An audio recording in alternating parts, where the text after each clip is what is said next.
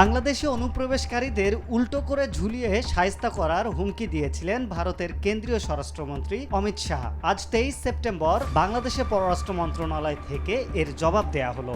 গত 20 সেপ্টেম্বর ভারতের ঝাড়খণ্ডের সাহেবগঞ্জ জেলায় স্বরাষ্ট্রমন্ত্রী অমিত শাহ এই মন্তব্য করেন। ভারতের স্বরাষ্ট্রমন্ত্রীর অত্যন্ত মন্দ মন্তব্যের তীব্র প্রতিবাদ করেছে বাংলাদেশ। 23 সেপ্টেম্বর পররাষ্ট্র মন্ত্রণালয় থেকে পাঠানো এক বিজ্ঞপ্তিতে জানানো হয়, ভারতীয় দূতাবাসের উপপ্রধানের কাছে সোমবার প্রতিবাদপত্র হস্তান্তর করা হয়। ভারতীয় মন্ত্রীর মন্তব্যকে বাংলাদেশ অনুমোদন করে না এবং এই মন্তব্য নিয়ে তীব্র আপত্তি ও অত্যন্ত ব্যথিত হওয়ার বিষয়টি প্রতিবাদপত্রে উল্লেখ করা হয়।